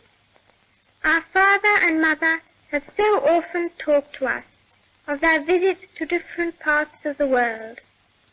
So it is not difficult for us to picture the sort of life you are all leading, and to think of all the new sights you must be seeing, and the adventures you must be having. But I am sure that you too are often thinking of the old country. We know, every one of us, that in the end all will be well, for God will care for us and give us victory and peace. And when peace comes, remember, it will be for us, the children of today, to make the world of tomorrow a better and happier place. My sister is by my side, and we are both going to say good night to you. Come on, Margaret. Good night, children. Good night, and good luck to you all. On the 6th of February 1952, King George VI died, and Princess Elizabeth became Queen Elizabeth II at the tender age of 25 years. Now, King George was unwell for a few years before that. You know, apparently he was a very heavy smoker, and he had lots of other problems such as coronary artery disease, peripheral vascular disease, and various other ailments. And in addition to all that, he had a lung cancer because he was a very heavy smoker. So after marriage, Princess Elizabeth and Prince Philip decided to do a tour to Australia. I think QEII mentioned that there was some information that Princess Elizabeth would be visiting Sri Lanka in 1952. I think probably that was the plan, to go to Australia and come to Sri Lanka as well. But unfortunately, that did not happen. King George VI went to the airport to see her daughter, against medical advice, and they flew to Kenya en route to Australia, and within 6 days he died from all the ailments he had. Therefore, at that point, Princess Elizabeth was in Kenya. She went out of the country as Princess Elizabeth, and she became the queen while she was in Kenya. That's another bit of a trivia. So she came back to the country as Queen Elizabeth II. And the Sri Lankan Broadcasting Corporation announced her accession to the throne thus. Lanka Virajamanavu Apage Thailand George Maharajakumanan Mahanseje Swargastavimen Raja Kiritaya Apage Nitivalata Anuva Atyuttama Elizabeth Alexandra Mary Namdas Kumari Kavun Mahanse Veta Swatiya Paramparika Urumayavu Haridden Avasyan Savarena Bavin Eki Atyuttama Elizabeth Alexandra Mary Kumari Kavun Mahanse Apage Swargastavu Anusmaraniya Maharajuruwan Mahanseje Sidana Praptiya Karana Kotagena Dan Matan Patan Apage Paramot Tusha Rajani Mahanse Hatiyata Devani Elizabeth Yana Namin Unmahanseje Jatat Vasian Vasen රාජපාක්ෂික භක්ති ප්‍රේමාක්ෂයෙන් යෙදී පිළිගන්නා බව ශ්‍රී ලංකාවේ අග්‍රාණ්ඩුකාර අග්‍රාමාත්‍ය හා අනෙකුත් රාජ්‍ය මාත්‍යයන් යන අපි එක හඬින් එක හිතින් එකම සම්මුතියෙන් එළිදරව් කර මෙයින් ප්‍රකාශ කර සිටුම්හ. वर्ष 1952 වූ පෙබ්‍රවාරි මාස 8 වෙනි දින කොළඹදී.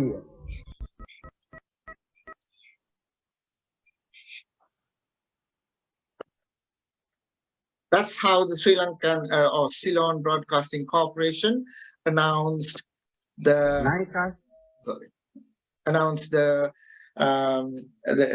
coronation of the Queen. So meanwhile in Ceylon, this will give you, what was happening in Ceylon at that point. So 21st of March 1952, at that point, D.S.M. Nayaka was the Prime Minister.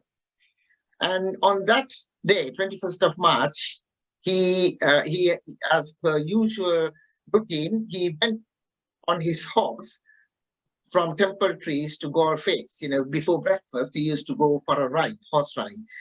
And what happened was he had a fall in Galle Face Green, and that caused his death on the following day. Now, from the available evidence, I don't think there was any post-mortem, but from the available evidence, it looks like it's a stroke which has caused the fall rather than the fall which has caused a brain hemorrhage and death. In any case, Prime Minister Churchill at the point was informed, and he decided to send a world-famous neurosurgeon. But before he arrived, or before he even left England, he got the message saying that we don't need his services now. Unfortunately, the Prime Minister has died. So at that point, the next in line in Sri Lanka to hold the premiership was supposed to be Sir John Kothalawana, because he was the most senior person in the United National Party at the point.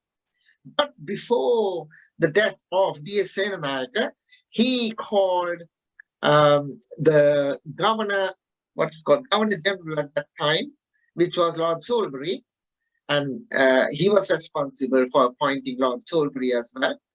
So he has got a promise from Lord Salisbury, in the event of his death, this is prior to this accident actually, in the event of his death, would he appoint Dudley instead of John Kothalawana as the Prime Minister. So as his promise, on the 26th of March 1952, Dudley was appointed as the Prime Minister. Now, Sir John was extremely annoyed with this, and he has made public statements against this appointment, and he threatened to resign at that point.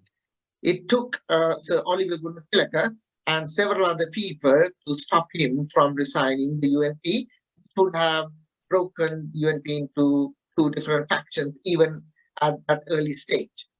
So disaster was averted, and then Dudley became the Prime Minister, and very soon, within a couple of months, he decided to hold elections.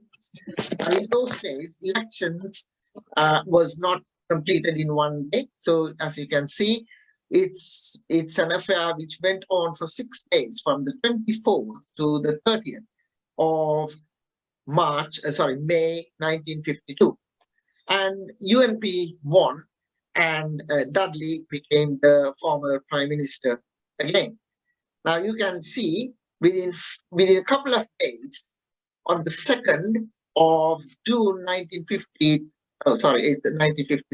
So therefore, he was the person who attended the coronation of Queen Elizabeth II, which happened on the year after. So another clip.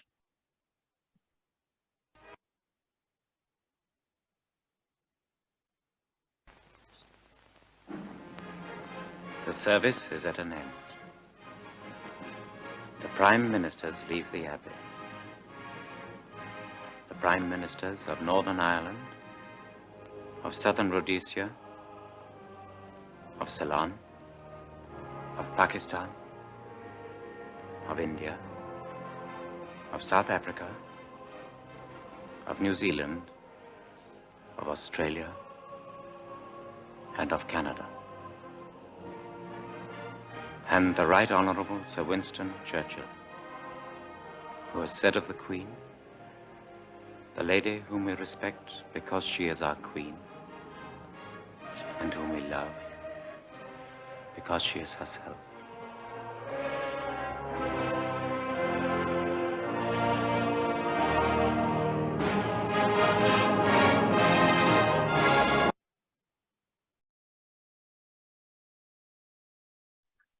Right. So Dudley Senanayake attended the coronation of the Queen, and but unfortunately, within few months later, after the coronation, there was a big issue in Sri Lanka. Dudley Senanayake decided to stop the free measures of 2 measures of rice given to all the citizens of Sri Lanka, and as a consequence, there was a big what we called a hartal. As we have seen, those days it was called hartal, and nowadays we use a different term, argalaya. Whichever was the case, it was the same. And unfortunately, Dudley Senanayake decided to resign on the 12th of October 1953. And following his resignation, Sir John Kothalavala took over as the Prime Minister. Now, this is why when during the Queen's visit, it wasn't Dudley Senanayake, but it was Sir John Kothalavala who was accompanying her. So in England, on the 24th of November 1953, Queen Elizabeth decided to do her first Commonwealth tour. And she was just 27 years old. I mean, most of our children are around that age, or even probably older than that. I mean, imagine a 27-year-old commanding so many countries and going around and talking to the heads of states at the tender age of 27. It is unbelievable, but that's what she did, and she did it well. On the 24th of November 53, she sailed on SS Gothic, and the itinerary was Bermuda, Jamaica, Fiji, Tonga, New Zealand, Australia, Cocos, and ending up in Ceylon. And she did come to Ceylon on the 10th of April 1954. And her birthday, 28th birthday, was celebrated in Ceylon on the 21st of April. And at that point, Governor General was Ramsbottom, and the Prime Minister was Sir John Kothalavala. So there's another clip which I want you to see.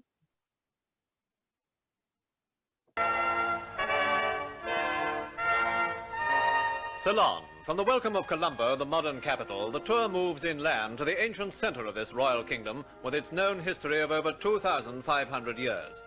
At Polonnaruwa, the capital of the early Sinhalese kings, the Queen saw the rock sculpture of Patkul Vihari, believed to be the likeness of a 12th century ruler of legendary fame.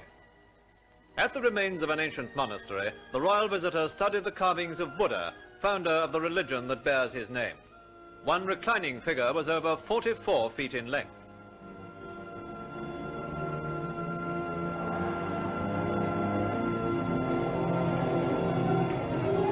The last visit, made as the sun was setting, was to the time-worn palace ruins. Here, in the fading light, Kandyan dancers and drummers recaptured the traditional glories of a bygone age.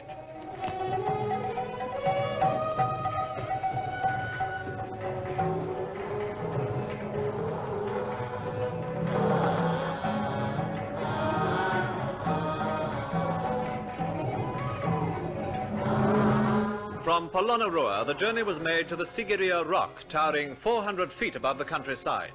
It was on the summit that a fortress city was built in the 5th century. Now, I would like to point out this point. Can you see it was Sir John Kotalawala who is holding the umbrella above the Queen? Can everybody see this? There's a funny story attached to this incident which appears in Sir John Kotalawala's biography subsequently. So when the Queen was visiting Sigiriya, John Kotalawala was accompanying her, obviously, and there was a small drizzle came unexpectedly. And John had the umbrella, and then he held it above the Queen. And he realized that the photographers were not concentrating on taking a photograph of him doing that.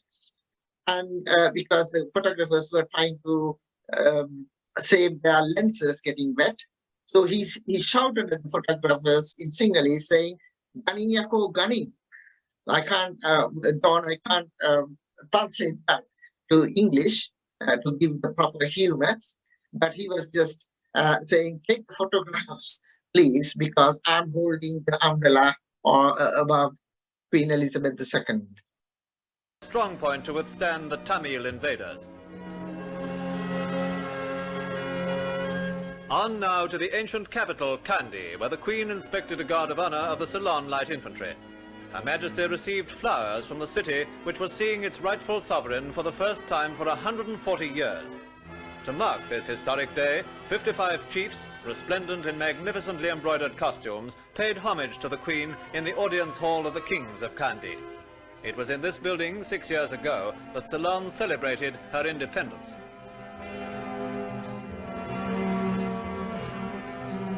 Seated on the throne, Her Majesty listened to the loyal address of welcome. The Queen had come to Kandy, and the old hill capital celebrated with a royal procession over 2 miles long, a glittering pageant of decorated elephants and troops of musicians and dancers, scenes of splendor unknown since the days of the proud Sinhalese kings.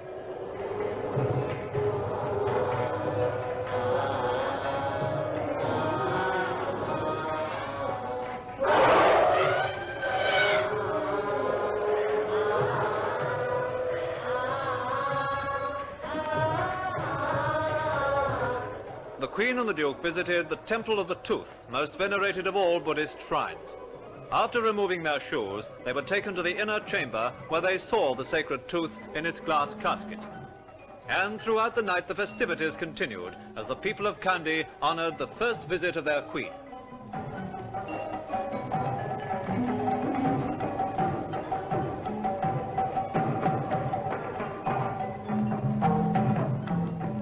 So, back to Colombo, where the Queen celebrated her birthday by presenting new colours to the Ceylon Light Infantry. Her Majesty inspected men of the regiment amid happy birthday greetings voiced by her loyal people in their beautiful island home.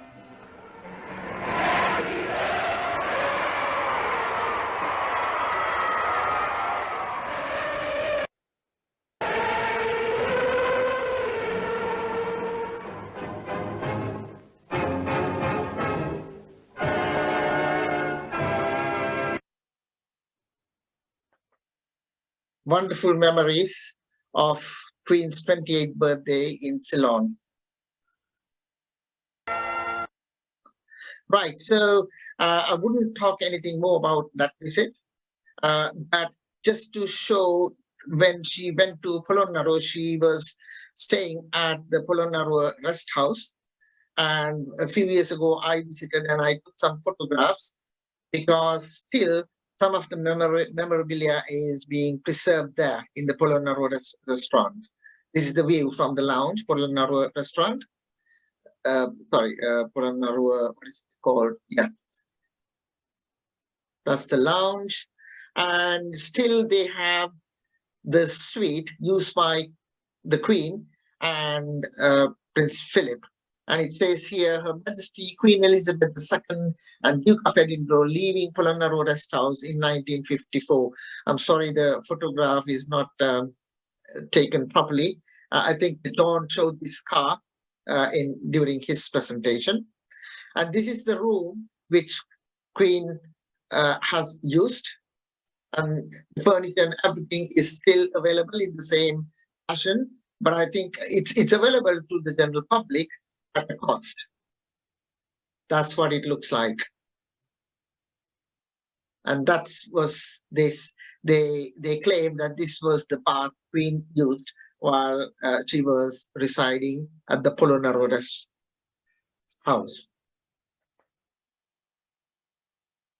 So I would like to end up with this famous clip of King Charles, but I will show you what I want to show in a minute. Let's watch it.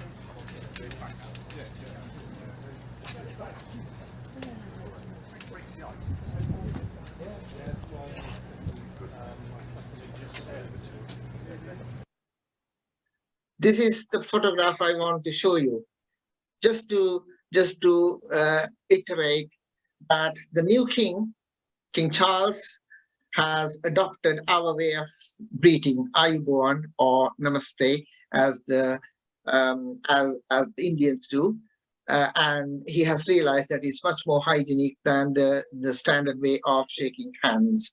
So in the same way, I shall tell you Ayubowan, and thank you very much for listening to the presentation, and sorry about the disturbances. So let's open up for any comments and questions at this point. So you can put on your videos and let's see what comments we got. Well, thank you for that, Rowan. That was very interesting. And I'm pleased you picked up the item on the Queen celebrating her birthday in Sri Lanka. As you might be well aware, in 2013, the then Prince Charles also celebrated his birthday in Sri Lanka. So a good place to have a holiday and a birthday party. Looks like it's the royal birthday venue. Any other comments or questions from the audience? May I comment, Arwan? Please. When Dudley Senanayake was appointed Prime Minister, quite rightly Sir John was disappointed, but there was another leading politician who was disappointed too, S.W.R.D. Bandaranaike. And that was one of the reasons he broke away from UNP. He was a member of the UNP at the time and set up his own party, Sri Lanka Freedom Party. And of course, that led to many, many other issues. He turned out to be a nationalist. That is, rest is history. Can you hear me? Yes, we can. Yes. Second point I wish to make is, at that time, of course, there was no television in Sri Lanka, and the videos, news reports, Ruan showed, we saw them in cinemas at the time. Before the proper film started, all the cinemas had what we call newsreels. First half of any showing was devoted to news reports, and these were shown in the cinemas, and we all saw these in Sri Lanka in the cinemas as kids. All the newsreels you showed, Ruan. I remember seeing these in the local cinema in Galle. Thank you very much. I can see two hands raised, Sati and Prasanna. So starting with Sati. Thank you, Ruan. I just thought of sharing a tiny bit of semantics, which I managed to extract from some of the history books with regards to the marriage. When the Duke was about to marry her, apparently, I mean, John Porter might be able to comment on this, but apparently it was claimed that there was At the initial stages, some objection on the grounds, and the semantics are of interest, so I'll read them to you. They said historians record that when she was betrothed to Prince Philip, the proposal was opposed by several senior courtiers. The reasons were usual and archaic, deeming that the Philip was rather unpolished, his background and conduct too Teutonic, and his education by Kurt Hahn at Gordonton dangerously cranky and progressive, typical of the prevailing English aristocracy. That's an interesting comment by some of the historians, and that sort of takes us back to our own homes. You know, back home, you know what the proposals are like when it comes to marriages. Making a quick comment there, thank you, Sati, for that.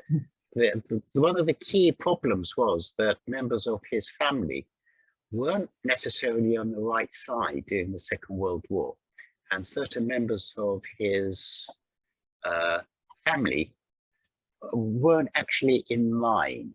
And you've got to remember that that marriage was very, very much orchestrated by the Earl of Mountbatten at the time. And the Earl of Mountbatten wasn't the most popular person. He was always perceived as a bit of a pusher. Okay, so yes, there was quite a lot of controversy about him at the time. A lot of controversy about Prince Philip. But I think, and there's quite a lot of controversy afterwards as well. He may not have been the most faithful of gentlemen. Okay, so yes, there has been a lot of controversy, but I do believe in the end that he showed his true mettle and stuck with her and became an excellent consort for her. But you are right, there was a lot of controversy at the beginning. Thanks, John. Okay, Prasanna. Yeah, okay. Yeah, on trivia, I would like to clarify on this. I have heard that the coronation gift to the Queen from Sri Lanka had been a living room set, and which was done by the Don Caroli's company, and there had been a artisan from Sri Lanka who specially flew to London to put this in place. Can anybody comment on this? I mean, is it a known fact? Because I only have hearsay about this. I do not have any documentary evidence on this.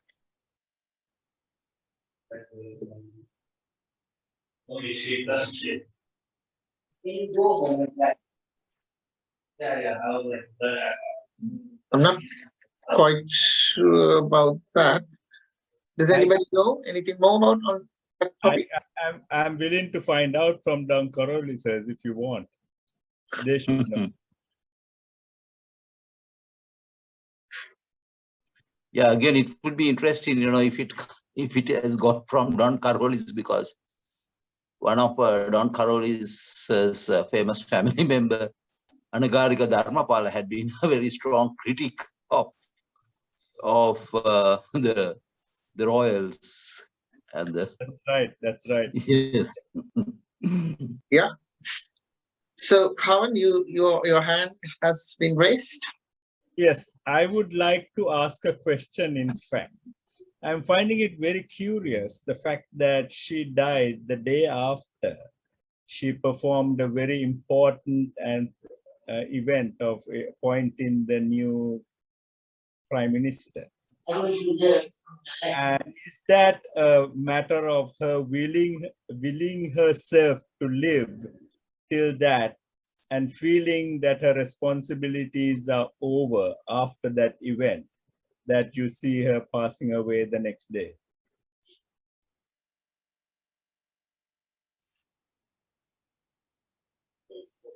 I have a counter argument against your proposition, Carmen, which all of us or many of the Sri Lankans are quite familiar with this poster, which came as April 9 Basil Gia, May 9 I can't remember the sequence of events, and then September 9 Queen Gia. We are waiting for somebody else to go on the 9th of October. I did see that, but it was actually September 8th, not 8th, September exactly, 9th. I know. But even the previous September ones were not. It was September 9th in Australia. Even the previous Not people in Sri did Lanka, not go. not in Sri Lanka. Yeah, yeah. I think, Ruwan, it was not. It had nothing to do with Liz Truss. It was Boris Johnson's handshake the previous day. He passed the toxin, you think? The Queen? Yes, yes. Sorry, I saw John's hand going up. Was it a mistake, John, or you have a comment?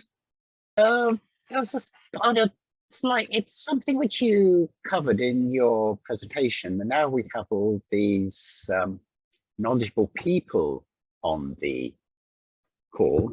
It might just help answer a question I have, and it's one I think I discussed with you earlier, and it goes back to the Queen's first visit in 1954 and the chain of events.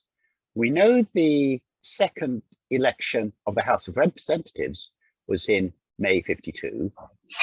We know the issue about Dudley and St. John, okay, in 53. But why did the Parliament not start until 54? Was the Parliament actually in place? Because she went there for the first session of the second Parliament, yes, but that wasn't until 54, so it's over 2 years since they had the election. Now, we can fill in some of the detail with the dispute between Dudley, or the relationship between Dudley and St. John, but that still leaves a year unexplained for. But John, could it be because there was no Governor General operating from Sri Lanka, because it was Lord Salisbury, with Sir Oliver only working as a sidekick. He didn't assume the duties of the Governor General until that year that you alluded to. So there must have been a gap. And with the Governor General operating from India, we must have been ruled by them. Oh, absolutely. It's just seemed an extraordinarily long period of time between the actual election and the sitting of the first session. And can it just be pure coincidence? It coincided with the Queen's visit. It sounds, when you look back at these things, at the time, I assume they sound quite obvious. But when we look back, that is a very long time.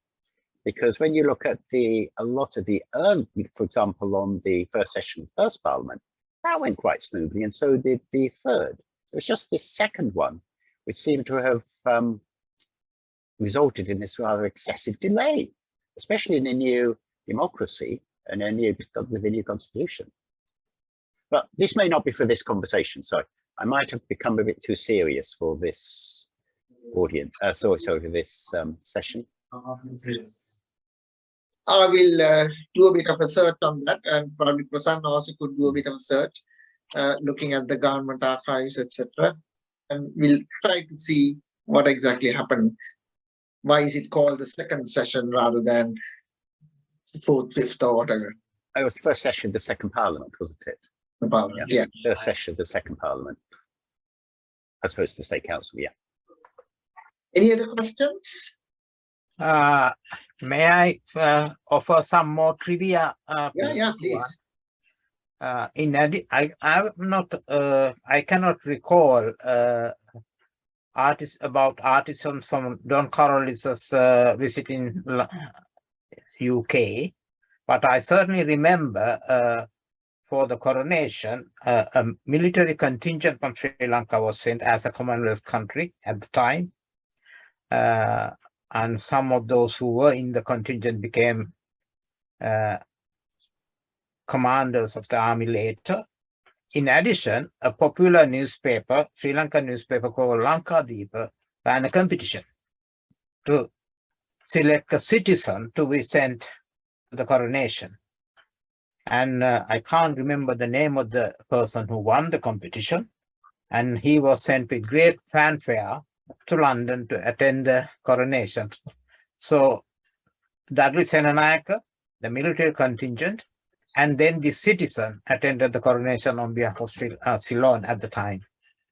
It was reported in the papers. I was only a kid, but I recall all these happening at the time. Bit of trivia for you. Thank you very much for that. Any other questions or comments? Not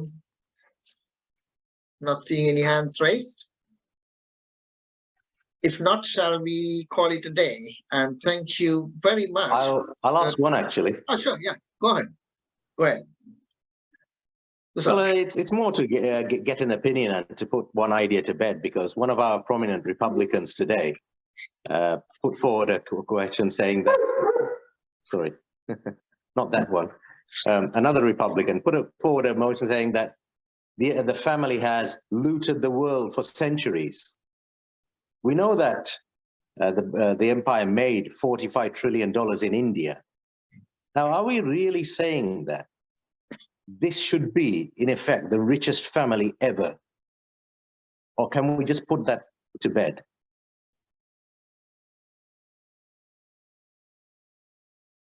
That's what I ask. Well, I don't think it's their personal gain. You know, it's part of the empire. So I don't think we can hold them responsible personally. That's my view. Any other view? Yes, what's John's view? Because I just think that doesn't make any sense whatsoever. If there's people say they've looted the world for centuries, surely they must be the richest family ever. Not necessarily. For example, sorry, I'm not too sure if you are in the UK or been to the UK, but if you were to go to the Clive India's home close to where Ruan lives, you'll see half of the Indian stones there. You've been there, Ruan, to the Clive of India's house, haven't you? And you can see lots and lots of the Indian memorabilia. However, I tend to take another view on all these things. If we're talking about finance, or are we talking about artifacts? With respect to artifacts, we always have to remember that the empire was about trade. It was nothing but trade. It wasn't about domination, it was trade. And the second and much more important aspect is the custodianship of certain items, which you can either consider to be looted, or you could consider to be stolen or bought, etc. And as I travel the world, you just see examples of people complaining about empire and different foreign countries stealing and looting different places. But as some callers on the speakers on this call have pointed out, a lot of those things still exist.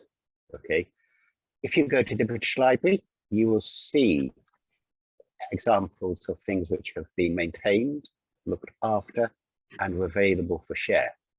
Not necessarily Sri Lanka, but I have been to many, many countries around the world who have made demands on return of goods and artifacts which were being stored and looked after in England, because they had managed to destroy their own versions through different cultural changes within inside their own organization.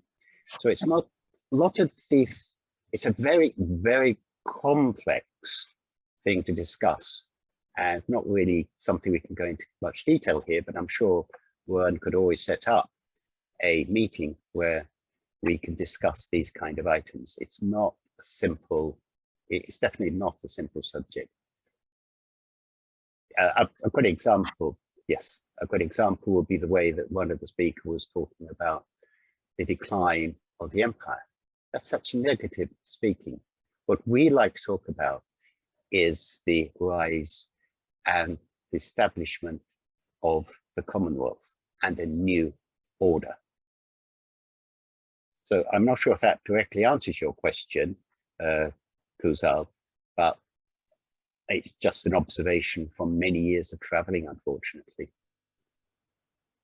Yes, that was very helpful. I was just, my interest was, I didn't agree with the numbers, what the statements made. So I just thought we need to put that to bed because it just doesn't make any financial or logical sense from where I come from. Is Kumari here still, John? Bear with me. I'm not with her. I returned to my study. Your name appears in two places, so maybe no, that's because when I give presentations, I have the second screen, making quite sure that everyone is seeing what I think they are seeing, which is a good thing doing presentations. So I always keep an independent login. So I'm only here once. Yeah, I'm only here once.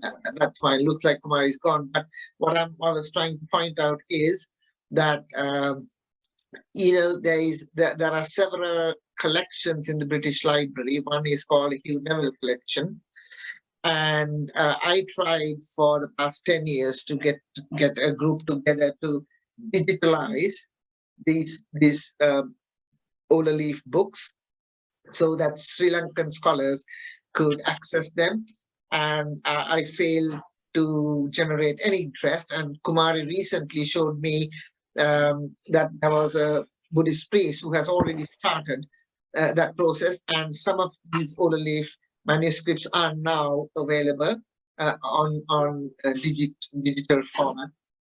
So some of these books are no longer available in Sri Lanka. So that's another bit which I want to find out. Yeah, I can send you the link. Yeah, I can send you the link, on which we can then share to the digitalization of many of the leaves, and also the organization which is funding the digitalization. And we must also have a shout out here for the Hugh Neville collection in the British Library. That it is, one has to wonder just how much that collection would have survived to the present day if that particular gentleman hadn't gone out and collected all these different items and made it into a collection which he was then able to store in a safe repository. But I will send a link to you, Gwen, with the digitalization of the leaves in particular. Thank you If very anyone much. does get a chance, do go to the British Library. There is such a wealth of items on Sri Lanka, not necessarily just on the items which have come from Sri Lanka, but also the other way around. Members of the civil service, etc., who worked out there and documented all of these things. It's a wealth of knowledge for any historian. And also, I believe there are two other libraries which would have lots of information on Sri Lankan history. One would be the Oxford, what is it called? John, help me here. It's the Bodleian Library, and then the Cambridge Library. Yeah. So, right now, I have never given an eulogy, and usually at this point we will clap and thank the presenters, but I'm not quite sure whether that's the ideal situation here, because we are just celebrating the life of Queen Elizabeth II, who passed away. I'm not quite sure how to conclude this, John. Any ideas how to conclude? Well, basically, you can observe a minute silence. No. What do you say, John? Rasika? I was saying also a minute's silence and wishing the new king well. Yes, that's a good idea. Rasika, you raise your hand. Rasika? Ajahn. Yeah, it's me. Yeah. Can you hear me? Yes, of course. Yeah. Well, I concur with Sati. I think we should all stand up and observe in silence and conclude it. Let's do that. Thank you.